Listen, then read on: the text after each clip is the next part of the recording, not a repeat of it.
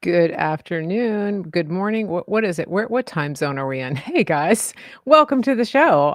It is a great day to be here on Mary Grace TV. I'm Mary Grace, and we are very excited to bring you this show with me and my friend Dave Hayes.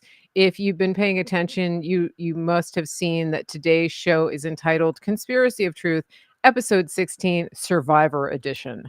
And there's a couple of reasons for that, and we'll go into that during the show. But I wanted to just give our usual disclaimer, which is that Dave and I are friends.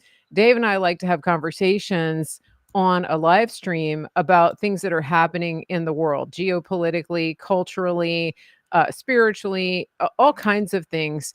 And we go down a lot of trails that are not pre scripted. We're not going off a script. We don't have anybody telling us what to say. It's not an interview, it's a conversation. And so I do hope that you'll stick around. I hope that you will tag people and let them know that we are live today. We do this about once a month, and you can go back and watch some prior shows. One thing I want to tell you is that we have had a lot of questions lately about Q and QAnon. Dave and I did a whole show about that, and that was episode 12. So if you go through my Rumble channel and look for Conspiracy of Truth, episode 12, you can spend 2 hours finding out pretty much everything you might want to know about Q and QAnon and the Chans and Q plus and what it did and why it matters and why it still matters and all of that, because I pretty much grilled Dave because he's written books about it. So that's one thing I wanted to ask you. We do get questions all the time about it. As you're coming in, please share, tag others, hit the thumbs up, especially on Rumble, on Facebook. When you're on Rumble, go and look for the video screen, hit the little thumbs up. That helps us in the algorithm. Give us a chat in the live stream. Also, come back on replay when you leave a comment on replay. That helps bump us up in the algorithm. All of that activity, all of that conversation, especially when you come back afterwards on the replay, it really helps us. Also, if you're still missing the notifications, it might be because you're not on my mailing list. And you can remedy that by going to marygracemedia.com and signing up for the email list. That way you will get notified when we go live or before we go live. In fact, I'm about to send out an email as soon as Dave starts talking. And the other thing is, get on that email list because you don't want to miss, just in case the big tech giants decide that Mary Grace can no longer be on a certain platform. You will get the news from my email, from a newsletter telling you where I actually am. Okay, that's it for now. We're going to go right into the content. Dave, how you doing? Good to Hey, see you. Mary, I'm doing great. How are you? Number one, thanks for having me back on the show for episode 16.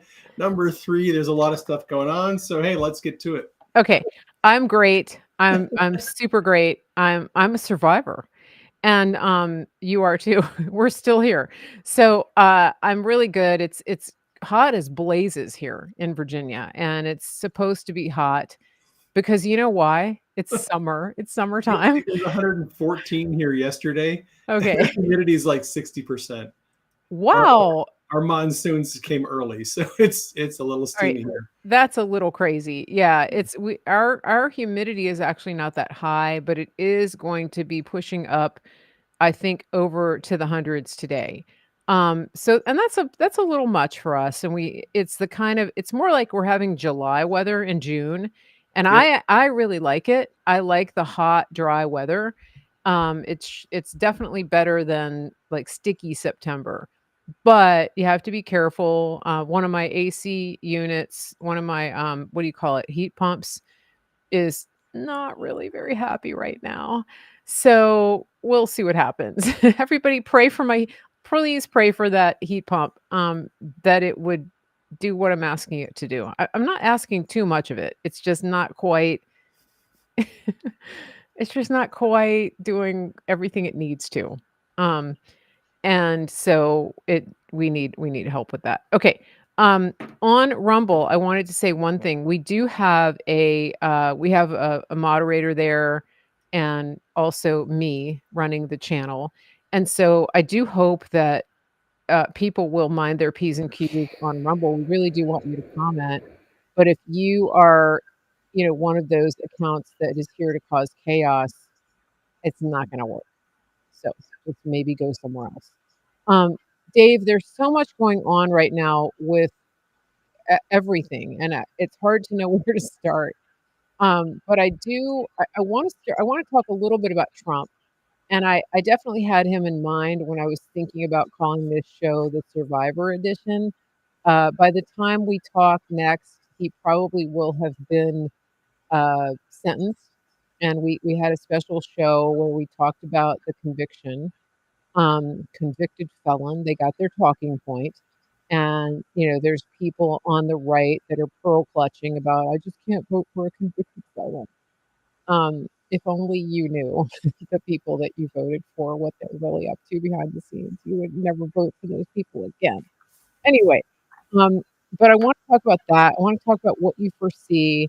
I also want to talk about some of his antics lately, some of the comments he's made. He's had some people kind of twisted up about some issues. Why don't we start there, and then we'll go into some other topics. I know you've got some things on your mind as well, but let's start with like some of the things Trump has thrown out about taxes, um, immigration. He started testing the waters on policy issues that he's going to want to try to push in his administration. What do you think about where he's going with those things? Yeah, well, you and I know, even though apparently not everyone is hip to this, but Trump does a lot of A/B testing. He's always done that. When he brings something up in a podcast interview at a rally, he's not necessarily telling the world, "Hey, when I get back in the White House, this is going to be my policy." Yeah, He's not doing that. Not in every case. In some cases, yes. In some cases, no. If it's the first time he's brought up an issue, what he's doing is he's basically taking the temperature of the room. He's trying to find out, how would we react to that? How would the world react to it? How does the swamp react to it? What are people's thoughts on it? He then has people who go on social media and they follow hashtags and they follow the conversations and say, "Hey, Trump, this one looks like it's not going over very well. People are not down with this." Or they'll look at the metrics and say, "This seems to be a really popular issue with a lot of people." And I'll give you an example from a rally that he did. I think it was about a year ago. It might have been a year and a half ago. He did a rally and he brought up the possibility of imposing death sentences for drug traffickers. And he literally said, when he brought this up, "Are you ready for that? If you're ready for it, good. If not, well, we'll see what happens." He was literally telling people, "I'm thinking about the consequences of the opioid epidemic, the drug trafficking, how many people die from fentanyl overdose, from various drug overdoses, how the drug sales empower the cartels." And he's telling you and me and everyone listening, "Hey, I think that we should maybe change our policy on this. What do you guys think?" right. So for people to get spun up and angry and get on their Twitter spaces and their YouTube videos and say, "Trump's gonna kill people. He's gonna institute some kind of policy where he's gonna put, my neighbor who happens to, smoke weed and he sells a little bit of weed on the side. Yeah, He's gonna give him the death sentence." Like, no, that's not what he said, not what he implied. yeah, And people just tend to get kind of hysterical yeah. about things where Trump is simply trying to take the temperature of the room. He's trying to figure out, like, what do people think about this? And sometimes he will literally say, "Hey guys, I'm kind of taking a poll. Like, do you guys like this, or are you Yeah. not down with this? So he's been doing that lately, as you noted, at some of the rallies, some of the town halls. I think he's going to be in. Is he in Detroit? No, he's in Philly today. Oh, okay, that's right. Oh, it's gonna Yeah, be hot. actually, we're competing with him. I think. I think he may be in Philly right now. Is he on? Oh, sorry, Trump. Well, Sorry. Denise said you guys are going to be competing with Trump because he's going to be in Philly. But when he goes to these, whether it's the Bronx or wherever, Hmm. and he's talking to different audiences, and he's trying to figure out where are people at, Yeah. what are people interested in. When he brings up taxes, for example, right? So this last week he brought up the possibility of getting rid of the federal income tax Yeah. and replacing it with basically import tariffs, right? So you have all these people who are on social media throwing out their opinions, throwing out their objections. He can't do that. He doesn't have the authority to do that. He's not actually proposing, first day one when I get in Hmm. office, I'm going to get rid of the IRS. Yeah. Although if he promised that, he would be elected in a 90% landslide. If Trump Yeah. literally started a campaign on abolishing the IRS and getting rid of federal income tax, nobody would have a chance against him. He would win. Yeah. He would win every state, even Hawaii, even California, probably. I think it's hilarious how people are reacting. But the thing is this: what Trump is trying to do is, again, he's trying to get a gauge. Where is the country at? What are people interested in? What are their issues? Would the public support a policy where we maybe lower the income tax and then eventually progressively phase it out? And then, and people say can't do it. Well, there is, let's see, back in the 1800s, back when America was great for the first time, there was no federal income tax. Federal income tax didn't become a thing until 1913. Yeah. With the establishment of the Federal Reserve and the institution of federal income tax. Prior to that, the government was almost completely funded by import taxes and duties. And for people who don't know about the Federal Reserve, there's a book called The Creature from Jekyll Island that explains the creation of the central bank and the Federal Reserve. So definitely check that out and read it. He's also talking about removing taxes on tips for that was the first test. Right? He floated the idea. I don't forget who it was he was interviewing. And he was actually, I think, in a session with Republicans in the GOP. That's right. Senate. Yeah. I think he was meeting with members of the Republican members of the Senate, and he floated the idea of getting rid of the tax on tips. Yeah. And he let that leak out because he wanted to take the temperature of the room and see, hey, what do people think about this, and what do people think in Congress, on the Hill, in the swamp, and what do people think nationwide? Again, Trump's people, Scavino and his team, will go on social media, kind of scour the internet, take some metrics, see how people are reacting to it. Then he brought up the possibility of replacing the income tax with import tariffs. Yeah.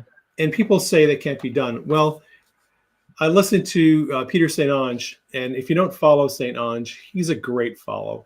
Spell it.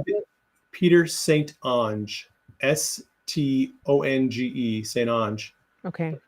He is a Austrian economist. He's actually a professor of economics. So he's not some dimwit who doesn't know anything. And he does about a little 3-minute video every morning early at like 6 o'clock in the morning, where he does an update on what's happening in the world of economics. And he did an update on Trump's idea about getting rid of the federal income tax and replacing it with import tariffs. And St. Onge said he gets into the discussion about how that's actually how we used to do it back in the 1800s, prior to 1913, And right now, current economics, the way it is, if we put in an import tariff on all the imported goods that we get from China and other places, we would raise about $1.3 trillion. Oh. That is about a third of what we're bringing in. The federal government is bringing in income taxes right now. So we would, if we simply got rid of income taxes, we would have to slash government spending by about 2/3. Right? I mean, that's roughly the numbers. And if you think about what Trump's surrogates have been saying, not Trump himself, but people close to Trump, people who are probably going to be in his administration, what has Vivek Ramaswamy been saying? What has General Flynn been saying? Yeah, right. So Flynn is like, well, you know, we just need to get rid of the FBI and the DOJ, maybe ATF too. And Ramaswamy went further. We should get rid of Homeland Security. We can get rid of the Department of Education. We can get rid of all of these federal bureaucracies that are not in the Constitution. Absolutely. If you got rid of all of those regulatory agencies, just outright gutted them, got rid of them, you could easily slash government spending by half. And then if you streamlined the process and took out the corruption of bidding, like in the Pentagon, where, you know, the Pentagon pays $1,000 for a hammer, and all the other insane price gouging that goes on with government contracts, we could easily survive and have a very lean federal government just funded on import taxes. It'd be easy to do. The question is, what does the path to doing that look like? How do you get the swamp that lives on the pork barrel of government overreach, excess, graft, and corruption? How do you get those people to say, well, yeah, we're going to give up all of this? To step away. Trump wants to make America 1860 again. We got to get them away from the trough, right? Yes. Hey, I sent you a text. Can you retweet the link I just sent you? I think you retweeted the last show we did. So I think everybody's watching the last one. On Twitter? Yeah. All right. Well, I just pinned it. Yeah, I think you posted the one that I had pinned to my you pinned that crap to your freaking Twitter timeline? Well, I just pinned today's show, but I can't pin it until it goes live. And you reposted. Right. Oh, you know what? I'm wearing the wrong color shirt, so that is definitely. You reposted the one that was live last time, so that's good. We'll get some replays on that. But now this one is live. So anyway, here I've got a meme for everybody while we're doing this. So this is a really good meme. Okay, you guys can save this. Why do you have to make this difficult? I'm not. I'm just showing a meme. It's meme time. It's meme time. And if you're on Facebook or X, you can drop some funny memes in the chat if you want. We really like these. Somebody posted this on Facebook and I saved it. I just love this one. For those of you who are driving and listening, it has that Leonardo DiCaprio character holding the glass of sherry. And he says, for just once, can't somebody just let Joe wander off?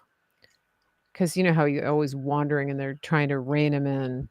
So if you want to grab that and screenshot it, go for it. I just thought it was really funny. So here we go. We're back. We're back. We should see a little uptick in the numbers now that you did that. Okay. So if you listen to Trump's surrogates, people who are close to him, they're going to give you some inside baseball about the thinking in Trump's camp that Trump can't say himself. If Trump were to come out during the campaign and tell people we're going to get rid of the Department of Education, Homeland Security, FBI, ATF, DOJ, all these three-letter agencies, CIA, we're going to gut them all. It would be a bloodbath. Trump cannot say that kind of stuff on the campaign trail. Right. But his big mouth surrogates sure as heck can talk about what they as a group are thinking. Yeah, yeah, I So, like it. And, it's interesting too when he does this type of thing, um, his words and actions are reflective of years and years and years uh, of Trump. He's not really doing anything different. He's not saying anything no, new. I mean, when it comes to, for example, removing the taxes from tips, Trump owns hotels and restaurants. He understands how people who work for tips live. And he understands that, especially because he really knows his employees. And so he gets it. He gets what it's like to have your income cut by 30% when you're already working for a pretty low wage. And another indication we have of that is when he was talking during at the very beginning of the pandemic, and they were looking at how to compensate people who had been forced to stay home from work. He was the one who spoke up for the restaurant workers and the contract workers yeah, who wouldn't normally qualify for unemployment. If you got unemployment, pandemic unemployment during that time as a tip worker or a contract worker, thank Trump for that, okay? It was because of him that that was put into that program. It would not have been put in without him.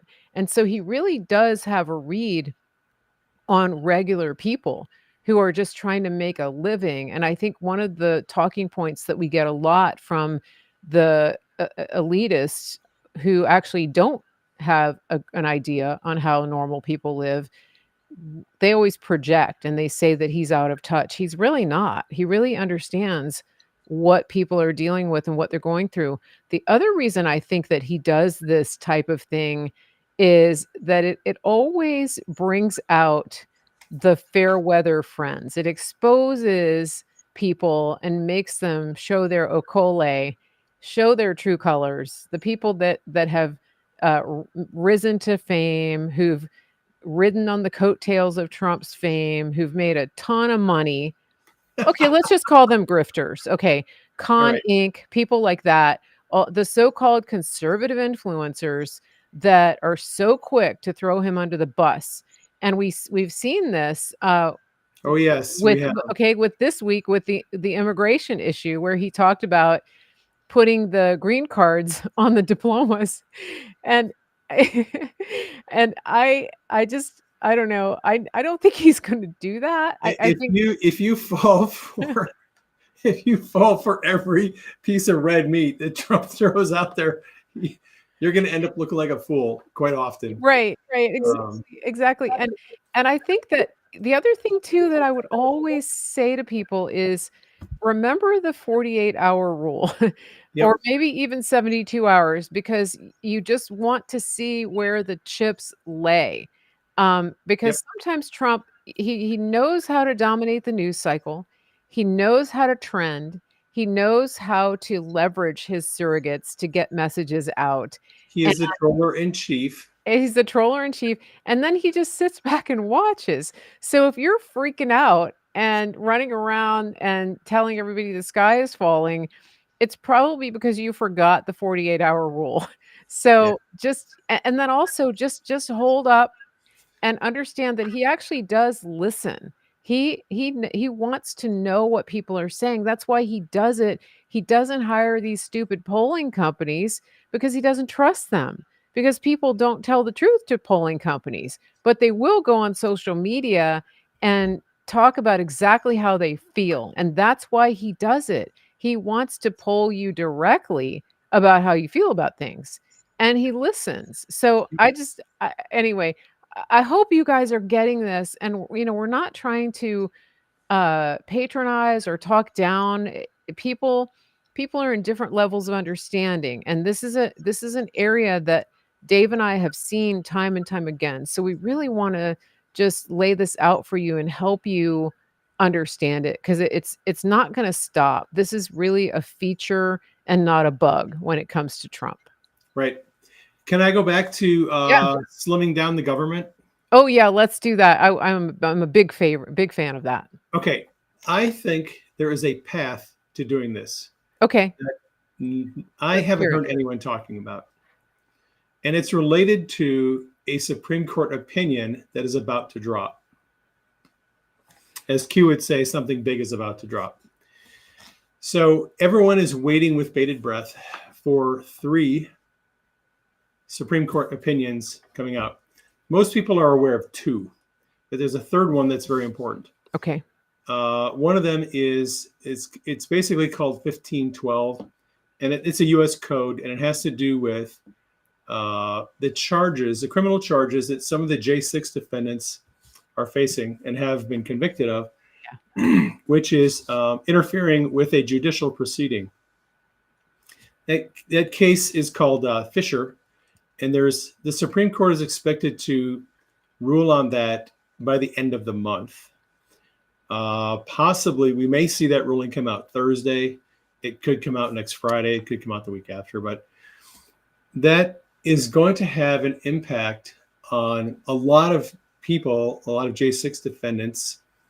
In a sense, it's going to have an impact on them. In another sense, that impact is going to be blunted because the courts and the corrupt Department of Justice are already figuring out ways to shift the sentencing of people who have been convicted of or charged with that offense, and increasing the time on the other charges that they were charged with.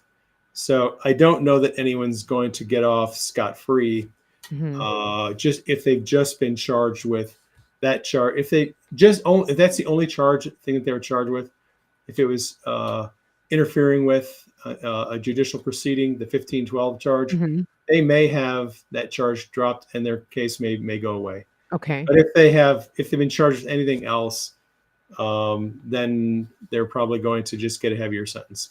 Anyway, that's one of the things coming out from the Supreme Court. The other one is Supreme Court's going to drop an opinion on presidential immunity. That should be coming out either this week or the week after. And that is going to have the 1512, the Fisher case, is going to have an impact on Trump and his cases, because the case in D.C. Is that case specifically has a 1512 charge against Trump. Okay. So if the Supreme Court rules that J6 defendants cannot be charged with that 1512 federal charge, then that'll go away for Trump. And then the other one is presidential immunity. And presidential immunity may wipe out the rest of that case in D.C. So we'll have to see what comes of that. We don't know what the Supreme Court's going to rule. I think it's fairly a safe bet to say Supreme Court is going to rule that the president does have immunity from prosecution for official acts. It may bleed over a little bit into private acts, but we don't know. And this specifically is immunity for criminal prosecution. Immunity for civil prosecution was already covered years ago with Nixon case. So that opinion is going to come out. And there's a third opinion that's going to come out. And that opinion has to do with Chevron, the doctrine of Chevron deference. And this is the one no one's talking about. There are some people on Twitter talking about it. Thank you, James R. and his homies. The Chevron deference doctrine is the idea that it's a general concept that we trust experts in the field to make administrative decisions and rules by which we are going to submit ourselves and be governed by these people and these rules. Okay. All right. So it is deferring to authority figures, deferring to the experts. And we have here in America, unfortunately, we've been taken captive by a bureaucracy that relies heavily on Chevron deference. The reason why so many people were cowed into taking the vaccine, putting on the masks, quarantining themselves in their homes, was that media was pushing and pushing and pushing, trust the experts. That's Chevron deference. Okay. It is deferring to the experts, letting the experts have their say, letting them make the rules, letting them make the guidelines. Even if they decide they have to change the definition of a vaccine during a pandemic, we're going to let the experts call the shots. And Right? this is unelected bureaucrats, basically. Yes. And just as a disclaimer, Dave is explaining a case that's before the Supreme Court of the United States. He is Yes. not advocating for any position one way or the Not. other. The Supreme Court is going to rule on the doctrine of Chevron deference. Okay. It's being challenged. Oral arguments were presented on that case, I think, back in January or February. Okay. And the Supreme Court's going to issue a ruling on that in either this week or the week after. Interesting. Here's why it's important. Yeah. Tell us. So, one of the things that Obama did during his administration was he appointed all of these Zars Right. over all these different agencies. Pete Buttigieg is essentially a czar over transportation. Pete Buttigieg, these czars are given they call them czars because they're almost given carte blanche authority to make rules over their area of expertise, whether that is the healthcare industry or the tech industry, Okay. or transportation, energy, whatever it is, whatever sector. Obama appointed all of these people and gave them authority. And one of the things that happened with the alcohol, tobacco, and firearms is ATF started making all of these rules about bump stocks and about barrel length and about magazine capacity and all these other things, none of which was legislated. Right. The ATF, as a government agency, simply decided, the chief of the agency decided, we're going to implement some policies to restrict the Second Amendment. And Chevron deference is the doctrine that allows those unelected bureaucrats to create rules that we have to live by. Okay, this is really big. This is huge. Okay. It's very important. Do you think it's gonna have a trickle down effect to the states and localities, Yes, when it's going to people give a lot of power back to the states. Okay, because one of the things that people like me were saying during the pandemic was, "This is not a law. Nobody passed this law. It's This not a law. It's a somebody." guideline. It's a Yeah, it's a principle. guideline, it's a, It's not a law. recommendation, all of Correct. this It stuff. doesn't have the force of law. The 3 letter agencies were dictating and pretty much ruining people's lives, and we saw that, with OSHA, we saw that with the health department. Yep. They were coming in and just making people's lives miserable, especially with small businesses. And I just hope that we can have some recourse, for people who were subjected to that level of tyranny at that. Oh, oh, Yeah, interesting. remind me to come back, circle Okay, back circle back. to what is going to Okay. happen to Pfizer because of all that. But let me finish the Chevron deference thing. Okay. So this is a huge issue, and like I said, there's not a lot of people talking about it. But the reason why the bureaucracies and federal agencies are able to do all of this oppressive,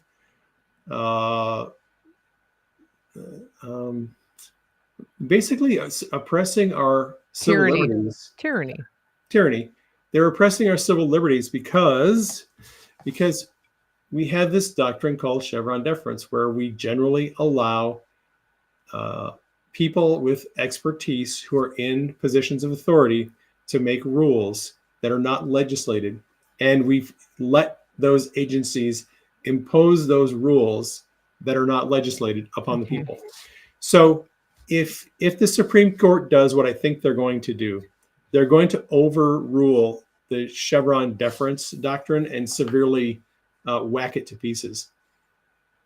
And that's if they do that, it's going to take away a lot of the authority that federal bureaucracies have, whether that's the Department of the Interior, Department of Energy, all the rules that they make about mining and energy exploration and forestry and everything else. The tangled up web of bureaucracy is about to get unraveled if the Supreme Court overrules this Chevron Deference doctrine. I think it's going to have a huge effect on regulatory agencies and their ability to hamstring people and force people and build this, create this tyrannical system we live in. So if you take that potential change, and pair it with Trump's battle over presidential impoundment powers, which is coming, that's like taking nitro and glycerin and putting them together. You have something very powerful. So Trump has already said he will go to the Supreme Court if necessary to overturn the congressional law that was passed during the Nixon administration that stripped the president of the power of presidential impoundment. Now, what does that mean? Okay, let me explain it real quickly. I'm getting an education here.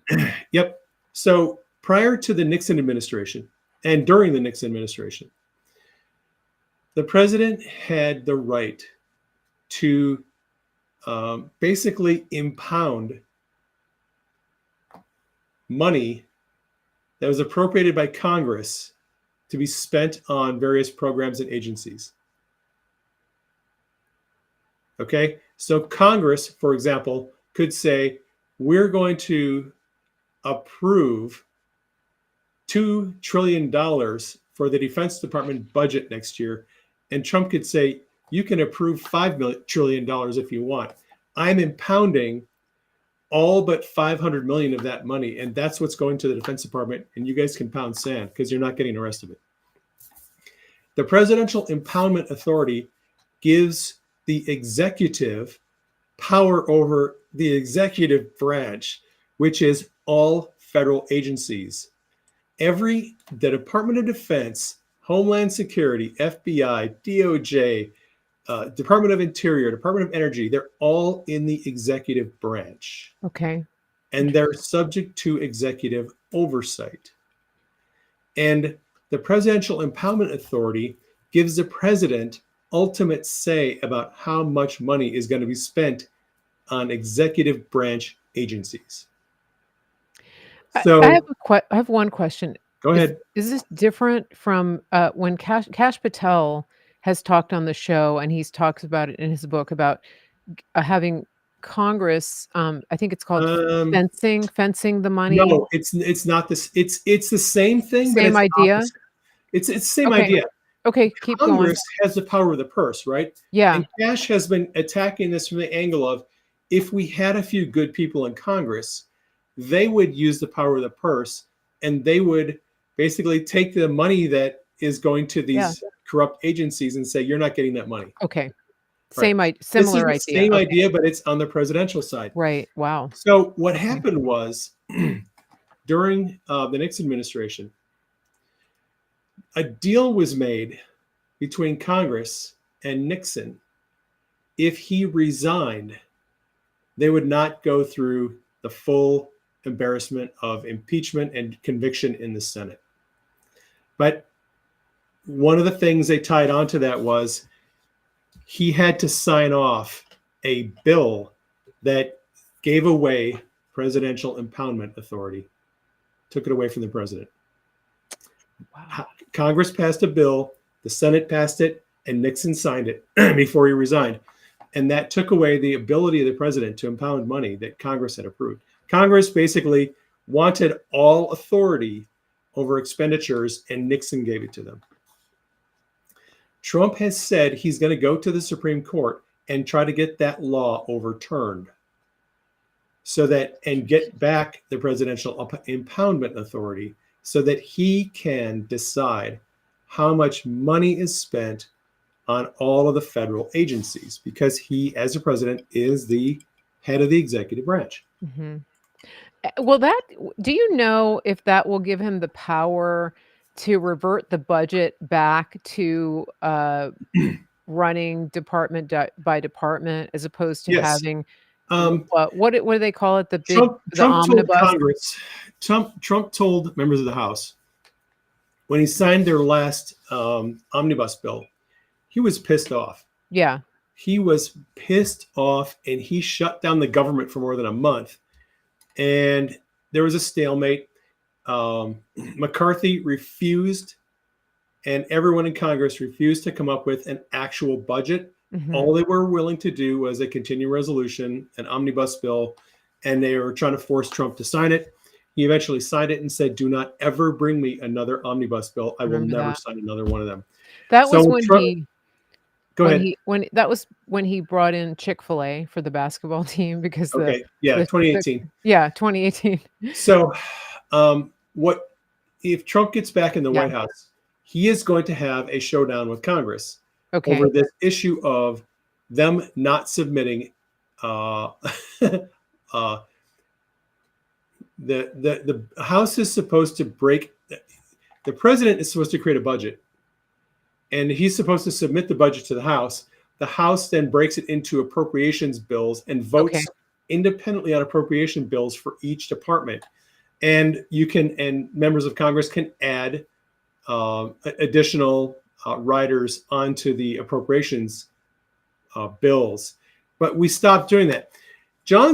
Mike Johnson said he was going to, and he started doing the individual appropriation process and then gave up on it. He caved and he sent another omnibus bill to Biden because he knew that Biden would sign it. So that's probably not going to happen under Trump. Okay. If Trump is able to challenge presidential impoundment at the Supreme Court level, get the Supreme Court to rule that the president does have the right to impound money appropriated by Congress, so Congress can appropriate all the money they want.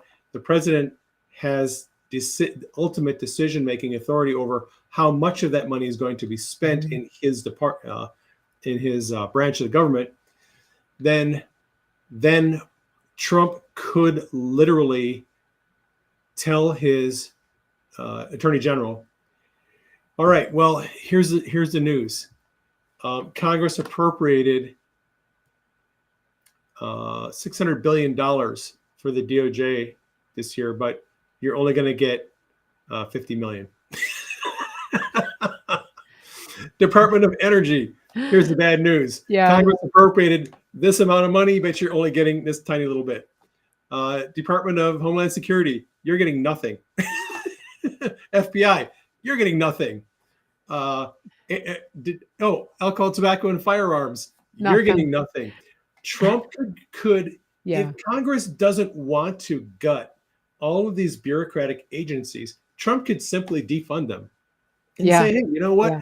He could tell his department heads, "Fire all those people because your budget is being slashed by 90%.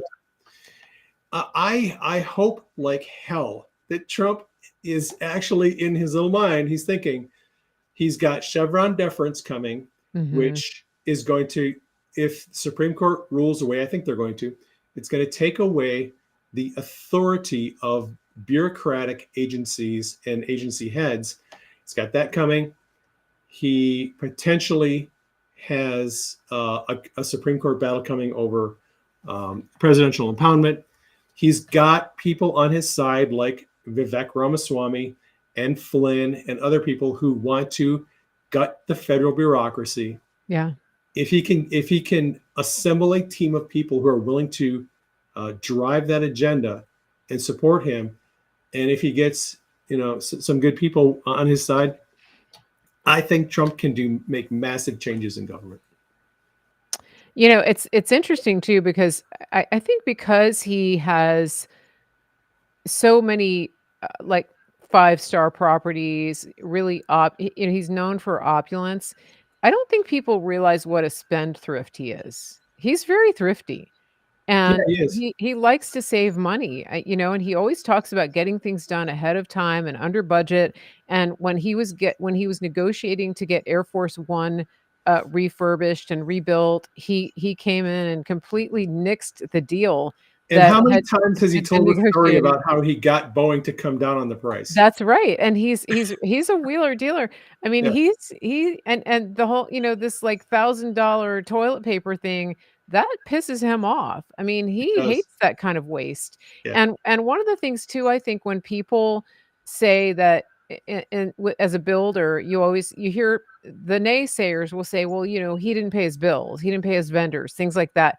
Typically, when you're a contractor or when you're running a business and you hire a contractor, there is going to be some contention at times over charges that they bring to you if a work wasn't finished up to spec or if it was late, things like that. And so a contractor could very well be disgruntled if they didn't meet their end of the contract and then Trump right. decided not to pay them or pay them less. So people don't usually have the whole story when they say things like that about him. Any And good and and we have businessman. testimony and evidence in Yeah, court, they brought the receipts, that Trump actually paid his attorney, Michael Cohen, yeah, a lot more than he was supposed to pay him. right. So there's So, that, yeah, yeah. So it's just kind of interesting. People don't have the whole story typically yeah, when they hear about things like this, and this is one of the things that I know about him, I've just seen is that pretty much anybody that opposes him either doesn't understand him or doesn't have the whole story. And a lot of the Trump derangement syndrome people fall into that category because they just yep, believe whatever the media tells them. And yeah. so it is interesting. I it's time for a little break, and we're gonna come back and we're gonna spend about another 30 minutes here. We're gonna have a little bit shorter show today, but before we go, there's a couple things I want to let my audience know about, and that is that tomorrow at 1 p.m. Eastern, I have a show that I want everybody to come live for. I have a notable Hollywood actor who's going to be coming on the show, somebody that you all know and love. I'm going to just leave it there as a teaser. He is known for doing some pretty incredible work. He's still very active in the film industry, and he's one of us, Team Freedom. So that's all I'm going to tell you, and you're going to want to be here at 1 p.m. Eastern. We're going to be streaming on all of our channels. And then the other thing I wanted to tell you is that I get questions all the time from people who want to be activists and they want to take local action. They want to contact their representatives. They just don't know where to start, and sometimes it's even hard to find that information. Well, there is a platform about to launch, and I've been in some talks with people who are very close to General Flynn, General Douglas McGregor, sorry, Colonel McGregor, people who have been working really hard behind the scenes to put together a platform that is going to help you do just that. And I got a preview yesterday. It's called Republic, and it is going to launch within, I would say, the next month. So it's very exciting. It's going to be something that's accessible to everyone. It's going to enable you to become an activist right in your community, all the way out to the nationwide level. And I'm blown away by the power of what they've put together. Some very, very high level investors have spent a couple of years putting this together, and it's going to enable you to do things just from your phone or computer that you would have had to spend a lot of time just trying to figure out. And the best thing is it's going to be free from the censorship. So, for example, if you are staging a meetup in your area or you're doing some local activism and you want to get the word out, you're going to be able to use this platform to do that. And it's not going to be sandboxed, and you're not going to be put in jail on a platform for talking about certain things that have flagged you. You're not going to get flagged. So just watch this space because we're going to have some interviews about that. You're going to get to see previews of how it's going to work. I'm super excited. And, I get pitched things all the time. and I've been pitched a lot of things, especially when it comes to apps and platforms. And this is the first one that I've seen where I feel like this is going to be a game changer. It's very exciting. And it's backed, like I said, by people who have been tirelessly promoting local action leading to national impact. So with that being said, I'm going to switch over here really quickly and let you hear a word from some of our affiliate partners. And then please remember that when you purchase from any of these links or from the links on my website, it helps to support this show and other shows like this. It helps me to be able to bring you this content. So please consider supporting these affiliates. And one that's not on the commercial is our friend Mike Lindell over at My Pillow. Please go and use promo code Mary Grace when you buy from him. You're going to get all the best things. And if you're starting to think about buying for college, just go on the website and buy all the stuff you need to send your kids or grandkids to college. You don't have to go and fight in those big box stores on the opening weekend of college. Just get it all from mypillow.com, promo code Mary Grace. It's amazing, and the prices just can't be beat. So without further ado, we're going to jump into this little ad. Stick around, refresh your beverage, stretch, go touch some grass, whatever you need to do, and then come back and watch the rest of the show. So here we go. Listen, your health is your best investment. We have a country to save, and we need people who are in the best shape of their lives, physically, mentally, spiritually. Why not connect with a team who cares about you on every single level from the inside out? Official Synapse is that team. Officialsynapse.com. It's official, synapse.com. Tell them Mary Grace sent you, and they will treat you like family. If you're like most people, you really probably haven't thought about transferring your paper dollars into physical gold and silver. But I want to tell you a story. My friend Andrew Sorcini over at Beverly Hills Precious Metals, he recently went overseas and he wanted to buy a watch. He likes fine watches. He took 3 currencies with him. He took gold, he took Bitcoin, and he took American dollars. Now, there used to be a time when the American dollar was king. I remember that when I used to travel overseas. Everybody wanted dollars. The people that he was dealing with would not take his dollars because the dollar is so devalued around the world. They wanted the gold. So this is what I recommend to you. I want you to think about this. If you have cash in the bank, if you have an investment account that you have worked hard for years to accumulate, consider the value of converting that money into physical gold and silver. You're not buying something that's losing value. You're changing those worthless dollars into a tangible physical asset that will go up in value, which it has done historically. Here's what you're going to do. You're going to go to bh-pm.com. The first thing you're going to do is schedule that free consultation. Second thing, just think rationally about this, pray about it, go to the Lord, see what the best decision for you and your family is. I can't tell you that. I don't want to pressure you into that. What I do know is don't be scared, be prepared. And so the third thing you want to do is make a decision for you and your family. Make a decision, take action. bh-pm.com. Let them know Mary Grace sent you.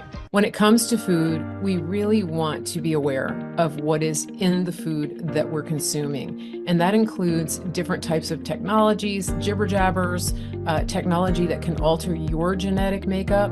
And this is why we want to focus on American grown beef that isn't injected with things that you wouldn't put into your own body. We really don't know what tomorrow's going to bring. We saw 4 years ago what happened when the whole country shut down and people couldn't even go to the grocery store. We saw what happened when meat and other foods were rationed, and that could happen any day. We want you to be prepared. We want you to take action. And one of the best ways to do that is to secure food for yourself and your family. What better way than to go to griddownchowdown.com, use promo code Mary Grace, get a sustainable, reliable, shelf-stable source of high-quality American beef. All you do is go to griddownchowdown.com, tell them Mary Grace sent you, put your order in the basket and check out, and you're good to go. The other thing you can do is you can get a subscription If you do a subscription, you're going to get this freeze-dried beef delivered to your door every month. And you're going to save a little bit while you do that. You're going to stockpile it, or you can just cook with it. Some people are just using it for their regular cooking. It's really up to you, but it's super convenient because it's freeze-dried and it's shelf-stable for 12, 15 years or more. Go to griddownchowdown.com and use promo code MaryGrace. I just want to give a shout out to everybody who watches this show. Thank you for being a participant. Thank you for being a loyal audience member. I just want to remind you, if you like what you've seen, please share this and don't forget to subscribe, turn on your notifications, and also sign up for my email list so you never miss a show. We're back. Okay, great. Here we are. We've got about 30 minutes remaining, and there's a lot to talk about, but don't fear, because Dave and I will come back and do another show. It's just That'll be episode 17. Episode 17, and it's 17. Well, that might have some meaning to it. We may have to do another Q show. Okay, so where do you want to go now? Do you want to keep talking about some of the policies? It's really, I think it's fun to talk about Trump and all of the cases, and I think the way that shift things are going to gears. go. Yeah, let's shift to another topic. Go for it. Where do you want to go? All right. I don't want to talk about ham radios, though. I'm just no. I just want to put out a little reminder. Okay. And this is an invitation to prayer, number one. Good. It's also, I'm very concerned about what's happening on the geopolitical stage with respect to, I guess I would call it rumors of war. It looks like Israel is going to take the hammer to Hezbollah, and Hezbollah is primarily operating in Lebanon right now. Mm-hmm. And there's been border skirmishes going on, northern Israel, southern Lebanon, between the IDF and Hezbollah for about a couple of weeks. And all of the signals that I'm seeing point toward a wider war between Hezbollah and Israel. So the Canadian Foreign Ministry, essentially their State Department, is preparing to making plans to evacuate all 45,000 Canadian citizens in Lebanon. That's crazy. Because it's looking like Lebanon is going to be going to war. Let's see. Qatar, however you want to pronounce that country. The Qatari, it's funny because people say Qatar, but if you talk about the people, they're Qataris. I don't know. Qataris. Their State Department has issued a warning to all Qataris not to travel to Lebanon and get the hell out as soon as possible. So there's a lot of countries that are now putting up travel advisories. Don't travel to Lebanon, and if you're there, get out. The problem with that is Hezbollah, like Hamas, is a branch of it's a paramilitary organization that is under the control of Iran, right? And the mullahs in Iran. So looks like we're going to be getting into another proxy war, not us, but yes, us, because United States is an ally of Israel. Unfortunately, or fortunately, however you view this whole thing. It seems very likely that could lead to an all-out war between Israel and Iran. That's concerning because Iran has been ramping up their uranium production. They're very, very quickly approaching the point where if they have not already enriched enough uranium to make a dozen or two nuclear bombs, they're going to be at that capacity in a couple of weeks. And the nuclear watchdogs out there, the International Atomic Energy Agency, they've been sounding the alarm of concern that it looks like Iran has achieved or is going to very soon achieve completion of a nuclear bomb or 2 or 10 or 25. That the amount of uranium they're enriching would give them the ability to put together a couple of dozen nuclear bombs Okay. in a short order in less than, let's say, less than 2 or 3 months. So that's a big problem. And the picture is further clouded by the fact that the White House is not, strictly speaking, under the control of the Biden crime family. There are at least Shocker. 2 factions Yeah. that are calling the shots in the White House. The Biden crime family gets to call the shots on some issues, mostly domestic, but the Obama, John Kerry, Valerie Jarrett faction, they're the ones calling the shots on most of the things involved in the Middle East. And so there's this little thing going back and forth between Anthony Blinken at the State Department and Israel, where the Biden administration has been withholding military aid to Israel, has been wishy-washy, waffling on whether they support Israel or not on their war against Hamas and other regional aggressors. And I don't think that Israel should fully expect Valerie Jarrett and Obama to support them in their battle against Iran and Hezbollah. And it's interesting because I had a dream about a week ago, and I posted it on social media. In the dream, I saw that there was an entity. It was an intelligent entity, but it was also a weapon, and it had been sort of like dormant for a long time, but it had recently awakened. And this entity / weapon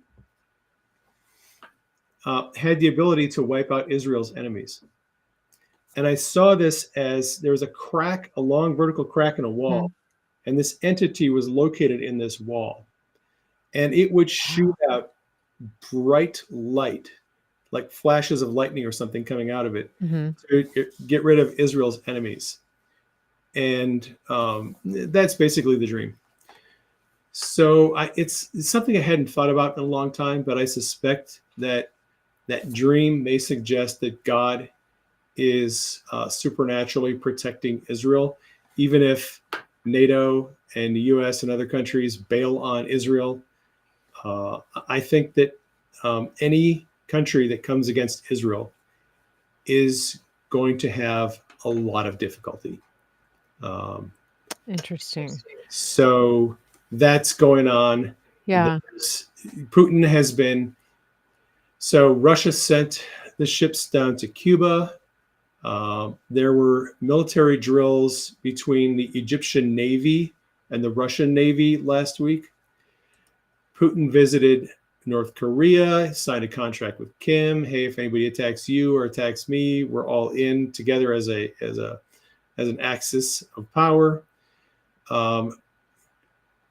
Kim Jong-un, Xi in China and Putin have been collaborating on their mutual interests. And I think that there are sides being formed. I think Putin understands that he's probably going to be in a wider global war against the United States and NATO, and he is putting together his allies. He's making friends, figuring out who he can count on if the shooting starts between Russia and NATO. And I think that Putin has continually offered peace agreements in Ukraine with the existing borders as they are. NATO has continually, and Ukraine has said, no, not interested. Let's I just have a question about that because, Right. when Trump was in office, we saw some strong indications that he was working with Putin, with Xi, Right. with Right. Kim Jong Un. And so, do you? How do you? How would the outcomes and actions be different, even on January 21st of 2025, if we can hold out that long. So as a point of They'll be prayer, very different. They'll right? be very different. Yeah. So let's Because talk about that. yeah, um, there's a faction within the MAGA, the America First movement, that they're of the opinion that Trump is literally still in control, still calling the shots, still working with Putin, still working with Xi, that all of this rhetoric about war and all this stuff is all theater, that there isn't any actual threat of war, that because Trump is secretly in control and the White Hats are in control and they're working with Putin and Xi, none of this stuff is real. It's all fake. It's all theater, right? Kayfabe. I do not adhere to that belief system. When Biden was inaugurated, it's my belief that the 16-year plan to destroy America was put back on the front burner. And Biden has been moving things closer. And Valerie Jarrett and Susan Rice and Kerry and all the other people, they've been moving forward that plan to destroy America for the last 3.5 years since Biden was inaugurated. Trump is not in control right now. The people that are leaders, Kim Jong-un, Putin, and Xi, who respected Trump because he was strong, and therefore they didn't take any actions against Taiwan, against Ukraine, and against South Korea, because they knew they would get their asses handed to them if they did during the Trump administration, are now all taking advantage of Biden's weakness so they can get what they want. Xi wants Taiwan, Putin wants Ukraine, Kim Jong-un has his own agenda. And so I think that I'm concerned that they're going to try to get as much as they can of what they want before Trump comes back into office in January, because they know that when Trump comes back in January, it's going to be a different set of rules and they're not going to be able to do that stuff. Okay. So I think things would be very different if Trump was in office. And I think things will be very different if he gets reelected. We have to pray and hope that for the next 6 months, we do not end up starting World War III. And so, like I said, call to prayer. We need to really be in prayer. I think there's a chance to avert World War III, but there is danger everywhere right now because we have irresponsible, evil people in charge. Do you think that's one of the ways that they would attempt to cancel the election? Yes, okay. Absolutely. Yeah. I would absolutely expect that the powers that should not be in Washington would absolutely love to light off a war in September or October, national emergency, cancel the election. Yeah, I don't think they're going to get away with another health scare. I think they've tested the waters on that. I also think that the pro-Palestinian so-called organically led marches around the college campuses, I think those have been nipped in the bud when the frat boys started laughing at them. I think, for now. yeah, I mean, it may pop back up, but I just Soros has a lot of money. Yeah, he does. So it's interesting. I want to talk about the prayer element, and your dream was really interesting because I was just telling somebody the other day, when it comes to praying and achieving victory with the Lord, he almost never does anything in the conventional way that we would think of, and his weapons of war and his methods of war sometimes look actually pretty ridiculous. And if you look at history, I mean, you're talking about like this light, this being, and people are like, okay, right, yeah, what is he drinking over there? But the thing is, if you look at history, if you look at biblical history, it's true that God uses the weak things of the world to shame the wise, and he uses strategies that seasoned warriors would never think of.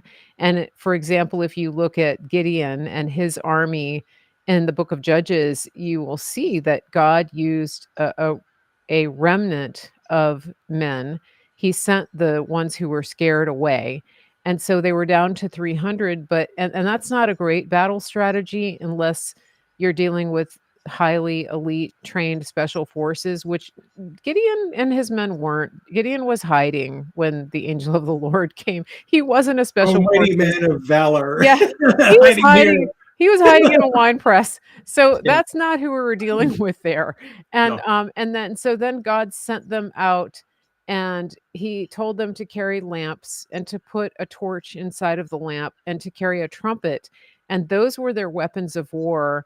And anybody who understands and has spent any time learning about battle strategy, anybody would think, okay, that's dumb. That's really not good strategy to use unseasoned men, and give them a jar and a torch and a trumpet, and then tell them to shout and blow a trumpet.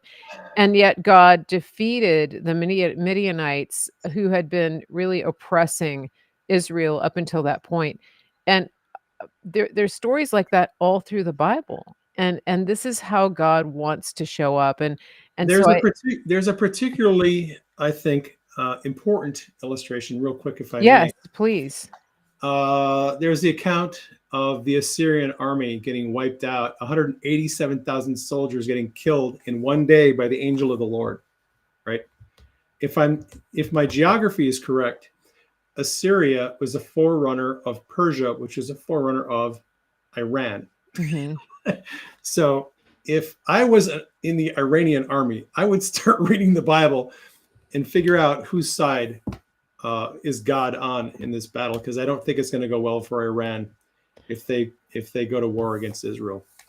And the thing about the Assyrians too is they were brutal. I mean, they made ISIS look like the JV team. Oh, by the way, Yeah. the Taliban has been meeting with some of the heads in Iran, and the Taliban has said, we'll send thousands and thousands of soldiers to fight Israel with you because we hate them as much as you do.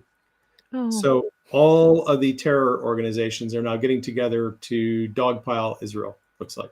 interesting. And well, we'll see what happens, but I really do want to encourage people to pray, and pray God's word over this, and understand your history and the way that God has done things. I think that I want to encourage people to go to your Telegram channel, because not everybody has the faith to believe and to understand what God can do. Your Telegram channel is so encouraging, and it gives people testimonies every single day of things that God is doing in people's lives, in their businesses, in their everyday activities. And I think that it just really helps because uh, looking at stories like that, reading stories about God's faithfulness is what helps to build and grow your faith. So maybe you're thinking, I don't have faith for this. Well, faith is like a muscle and you build it. And one of the ways you build it is by just reading and uh, looking at testimonies of what God has done. Where is that story about the Assyrians? Do you remember? Oh gosh, I'm not sure. I wouldn't know. Okay. Um, But if you just do a internet search where the angel of the Lord killed the Assyrian army in one day, you could come up with it pretty easily. okay. Okay. Um, One little note of housekeeping as we're closing out the show. As always, I want to remind people that uh, Dave doesn't direct message people on social media, especially asking for contributions or promoting crypto or Nasera Jacera. I don't do that either. And when you are on these platforms, please be careful about um, different fake accounts. There's a lot of fake accounts on Rumble, and they have names that look really close to my name on Rumble, but they're not verified. My account has a verified badge, and I think yours does too, Dave. So just take a second to, notice who's actually posting or writing to you, because we don't want you to get scammed, and we're not going to send you links to things like that. So just be aware of that. Anything else that people need to know? I mean, they can contact you through your website, right? Yep. You can contact me through my website, prayingmedic.com. The other website is prayingmedic.org. That is our nonprofit ministry.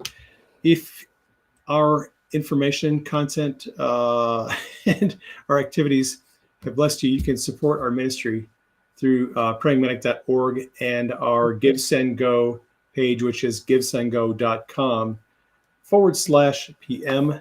And we appreciate your financial support. And you can also buy Dave's books. You can get them through his website. You can That get is them a great way to support us. We love that. wherever books are sold. I'm going to put up Yes. the Power and Authority Made Simple link because I think this is a book that helps people to learn how to pray with power and authority. And if you want a little information on Power and Authority, in July, I'll be doing an Elijah Streams Oh, okay. edition with Power and Okay. Authority. Okay, perfect. And we have talked about it here on the channel as Yeah. well.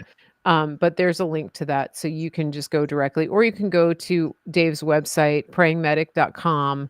And Dave has a ton of content on his websites, videos that he's made on all kinds of topics. You also do a Supernatural Saturdays teaching for people, right? I do. Do you have one coming up in July? I do. It'll be the second Saturday. Yeah, Supernatural Saturdays are the second Saturday of every month. Okay. I do the live stream on Telegram because, well, that's just where we landed after the ban hammer took us off of Twitter and everywhere else. But then the replay is posted on Rumble, on my websites, on my podcast, and other places. And if you want to jump on, lately I've been doing a lot of question and answer, where people in the live stream just come in, they get on speaker, and they ask a question or they share a testimony, and it's been very encouraging and enlightening. So Exciting. if you join my Telegram channel, you can get in on the live stream and you might be able to. I try to call on everybody who raises their hand with a question. So Good. Good. there you go. And thank you for doing that. Telegram isn't my jam, but it's yours, and you've really made it work. So that's just it's awesome. And as always, guys, make sure that you are following us on multiple platforms, especially on X, because that seems to be the least likely at this point. X and Rumble. And then Dave on Telegram. So that seems to be the least likely point of contention. If you're on my other platforms, just be aware that they may not always be there and we may not True. always be on them, and just please keep us in prayer because it really makes a difference when you pray for me, when you pray for Dave and his family, and for me and my family, because what we do is not easy, and it sometimes comes with more challenges than you might have just if we just chose not to do this. And so we really do feel your prayers and we appreciate them. And so I thank you for that, especially, for my dad and everything that we have going on here at the house, and for my air conditioner. uh, so I think that's it for today. And we will come back and just again I want to remind you, set your reminders for tomorrow, 1 p.m. Eastern. We have a fantastic interview lined up and you're not going to want to miss it. It's always fun to watch the live. If you can't, I understand, but we really do love having our live audience and we want you to be here to participate with that. So with that being said, everybody have a wonderful day and hope that you guys stay cool if you're in a hot place, and just remember, just prayer matters, and understanding history and understanding who God is and how he does things can really help you in this time as you're dealing with so much that is unknown. Any last words, Dave?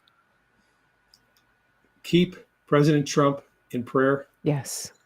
Keep Mary and I in prayer. And find out from the Lord what he wants you to pray and decree and declare regarding world peace. This is a time to be fighting the kingdom of darkness, battling against the enemy's agenda of war. I think we can avert this if we just keep praying like crazy and storming the heavens. Perfect. Have a great day, everybody.